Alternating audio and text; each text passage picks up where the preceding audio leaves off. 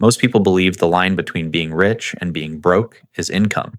Make more money, live reasonably, and everything should work out. But real life doesn't follow that rule. There are people earning $200,000 a year who feel constantly under pressure, and others making $60,000 who quietly become millionaires. Same economy, same rules, very different results. What separates them isn't how much they earn, it's how they spend. Once you see where money actually goes and what it's really buying, the gap between financial stress and long-term stability starts to make sense. The biggest differences aren't loud.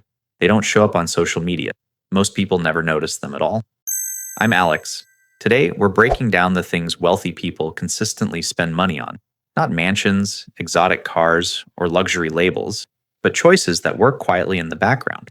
We'll move from the most misunderstood habit to the one that often decides whether wealth compounds or slowly slips away.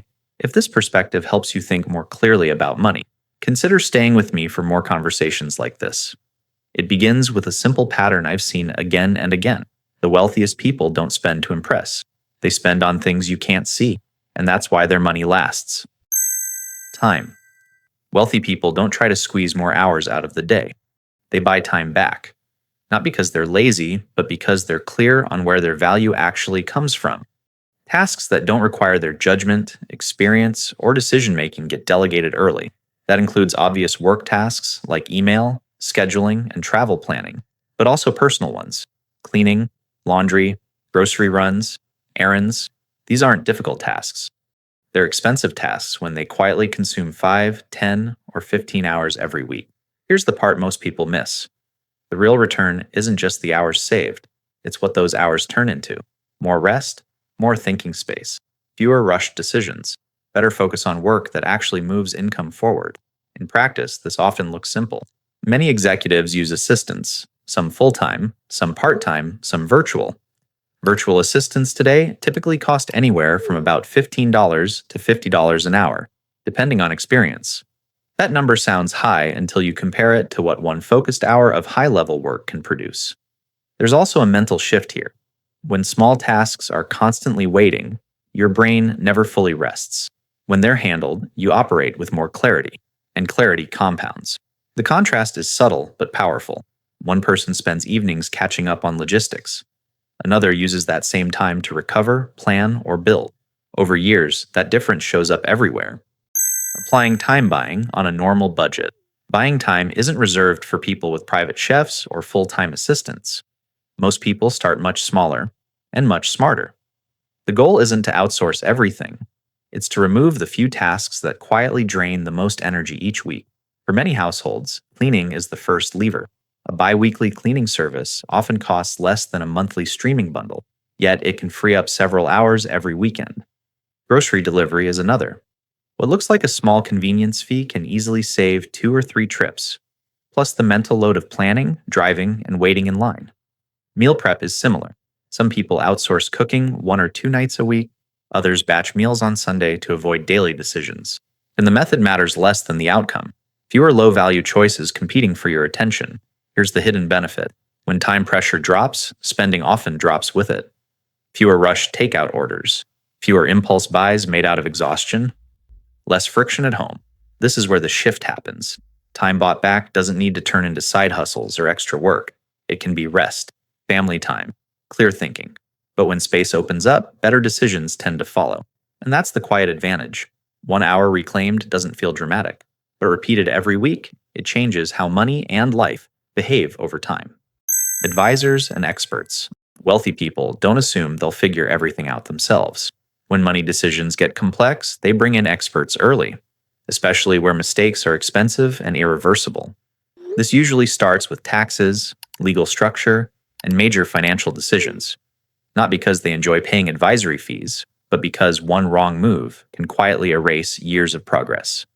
A poorly structured business contract, a missed tax strategy, an estate plan that never gets updated. These aren't dramatic failures.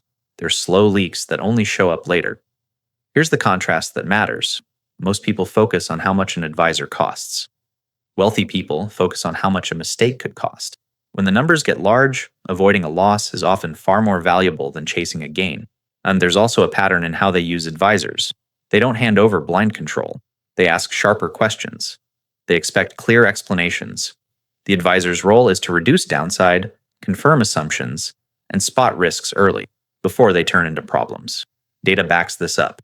Higher net worth households are far more likely to use professional tax and financial guidance than the general population, not because they're smarter, but because the stakes are higher. The quiet advantage is this: while others learn through costly trial and error, wealthy people often pay once to avoid repeating the lesson at all. Using expertise strategically. Wealthy people don't keep advisors on speed dial for every decision. They're selective. They use experts when the downside is large, not when the question is small. That distinction saves more money than most people realize. For routine learning, many start with low-cost tools. They read, they research, they use software and AI tools to understand the basics before involving anyone expensive. By the time a professional enters the picture, the questions are sharper and the meeting is shorter. This approach changes the cost equation. Instead of paying an advisor to explain fundamentals from scratch, they pay for precision, customization, risk checks, confirmation that nothing critical is being missed. You see this with taxes all the time. People handle basic filing themselves for years, but once income, ICE investments, or business activity grows, the rules change quietly. At that point, guessing becomes dangerous. That's when an expert earns their fee in one decision. There's another benefit most people overlook. Preparation gives you leverage. When you understand the landscape, you're less likely to be sold products you don't need or strategies that don't fit. The pattern is consistent. Learn cheaply, decide carefully, pay experts where errors compound. That's how wealthy people stay in control without becoming dependent on advice for every step. Health. Wealthy people tend to spend on health long before something feels wrong, not because they're chasing wellness trends, but because they understand a simple link. When energy drops, income usually follows. Instead of reacting to problems, they focus on prevention, regular checkups, basic blood work, physical therapy before pain becomes chronic, mental health support before burnout shows up at work. These costs don't feel urgent in the moment, which is exactly why most people delay them. Here's the quiet contrast. Many people wait until health issues force a change. Missed work, lower performance, medical bills that arrive all at once. Wealthy people try to avoid that cliff entirely. They treat health as an asset that protects earning power, not as an expense to minimize. This isn't about luxury gyms or expensive supplements. It's about consistency, sleep routines, movement that fits real life, reducing stress before it spills into decisions. One executive I worked with guarded sleep more aggressively than meetings because he knew poor sleep led to bad judgment, and bad judgment costs far more than a missed workout. The payoff compounds quietly. Better focus, more stamina, fewer forced breaks. Over time, the person who invests early keeps momentum, while others are busy trying to recover it. Health doesn't create wealth overnight, but losing it can erase progress faster than almost anything else. Practical health investments. Wealthy people are surprisingly conservative about health spending. They don't chase every new supplement, gadget, or wellness trend. They focus on basics that actually change how their body performs day after day. Sleep is usually the first priority. Fixed bedtimes, dark, quiet rooms, phones out of reach at night. These changes cost little, but they improve decision-making, mood, and energy more than most expensive programs ever could. Poor sleep quietly taxes every area of life, including money decisions. Preventive care is another. Annual physicals and routine blood work catch small issues early when they're easier and cheaper to manage. It's the difference between a minor adjustment now and a forced reset later. That gap matters more as responsibilities and income grow. Movement is kept simple. Walking, strength training a few times a week, physical therapy before pain becomes limiting. The goal isn't peak fitness, it's durability. Here's the part people don't expect. When health is stable, spending habits often improve. Less emotional spending. Fewer convenience shortcuts driven by exhaustion, more patience. None of this looks impressive. That's why it works. Small, boring health choices compound quietly, protecting both energy and earning power long before anyone notices something going wrong. Skills and self-investment. Wealthy people consistently spend money on skills that make their future income easier, not harder. They don't treat learning as a hobby. They treat it as leverage. This often shows up in unexpected ways. Leadership coaching, communication training, negotiation skills. Sometimes even learning a new language when it directly supports business expansion or client trust. On the surface, it looks inefficient. Time spent learning doesn't pay today, but that's exactly why most people skip it. Here's the contrast. Many adults stop serious learning once their career stabilizes. They rely on experience alone. Wealthy people assume experience has a ceiling unless it's upgraded. Skills raise that ceiling. One executive I worked with blocked an hour each week for structured learning, even during peak growth years. And that hour didn't produce immediate output, but it improved how he led meetings, closed partnerships, and made decisions under pressure. Over time, those improvements showed up everywhere. Skills also age well. Unlike tools or strategies, they compound. Better communication increases trust. Better negotiation improves margins. Better leadership reduces turnover and mistakes. The quiet advantage is patience. Wealthy people are willing to invest now for returns that arrive years later. While others chase quick wins, they're upgrading the engine that produces income again and again. Broad skill, investment logic. Wealthy people don't learn randomly. They choose skills that remove future friction. The question isn't what sounds interesting. It's what will still matter 5 or 10 years from now. Language learning is one example, not for travel, but for trust. Being able to communicate directly with partners, clients, or teams removes layers of misunderstanding and delay. Even partial fluency can change how seriously someone is taken in a room. The same logic applies to communication and negotiation. Clear writing reduces back and forth. Better speaking shortens meetings. Strong negotiation quietly improves margins without increasing workload. None of this shows up on a paycheck immediately, which is why it's often ignored. Here's the subtle shift. Skills don't just increase what you earn per hour. They increase what your hour can influence. One conversation lands better. One decision goes smoother. One mistake gets avoided. This is why wealthy people budget for learning even when life is busy. They assume today's effort will shape tomorrow's options. While others wait for free time to appear, they build skills that create time later. The payoff is uneven but powerful. Progress feels slow at first. Then suddenly, opportunities show up that didn't exist before. From the outside, it looks like luck. In reality, it's preparation finally meeting demand. Environment design. Wealthy people don't rely on motivation to stay productive. They pay to shape environments that make the right behavior easier and the wrong behavior harder. That choice saves energy every single day. This often looks boring on the surface. Living closer to work to reduce commute time, choosing smaller homes with fewer distractions, setting up a quiet, dedicated workspace instead of working wherever there's space. These aren't status moves, they're efficiency moves. One executive I worked with lived in a modest townhouse a few minutes from the office, despite being able to afford much more. The trade-off was intentional. Less time in traffic, fewer decisions at home, more consistent focus during the week. Over years, that simplicity paid dividends. Environment also shows up in small details. Clean desks reduce mental clutter. Noise-canceling headphones block interruptions. A comfortable chair prevents fatigue that leads to sloppy decisions later in the day.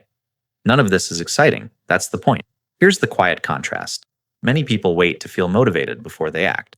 Wealthy people design spaces that pull them forward, even on low energy days. When the environment supports you, progress doesn't depend on willpower. It becomes the default. Access and networks. Wealthy people are intentional about where they spend time and who they're around. They understand that opportunities don't arrive evenly. They cluster, and being nearby matters more than most people think. This is why they're willing to pay for access.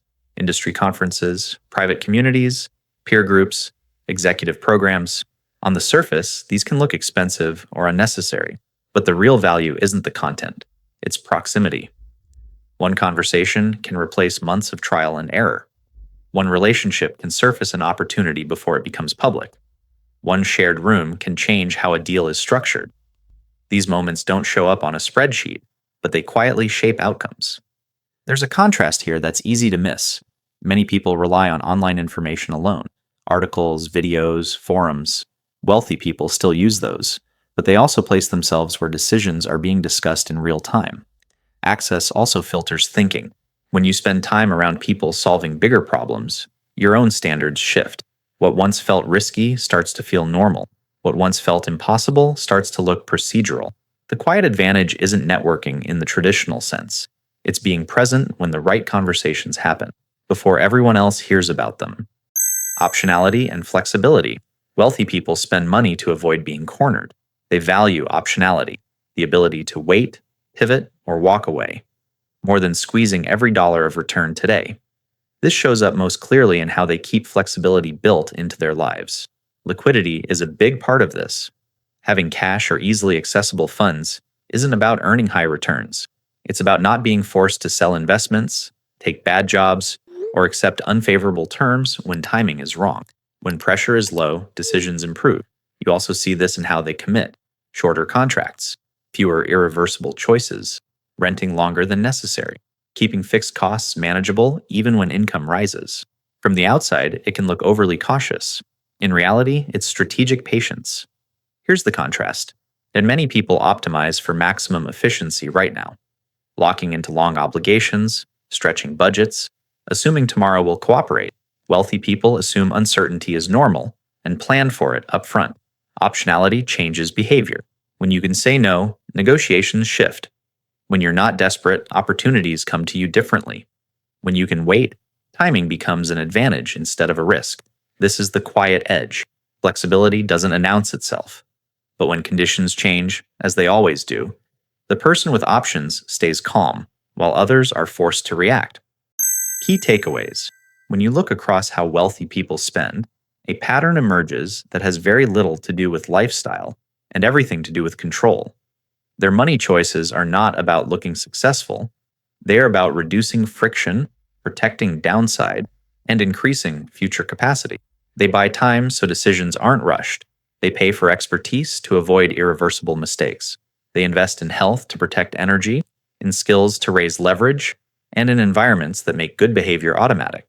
They place themselves near opportunity, and they preserve flexibility so they're never forced into bad choices. None of these moves feel dramatic in isolation. That's why they're easy to overlook. But together, they quietly shape outcomes over decades.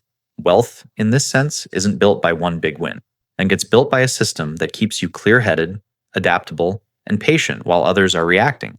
If this way of thinking resonates, it may be worth paying attention to what you're optimizing for next, not just returns, but freedom of movement over time.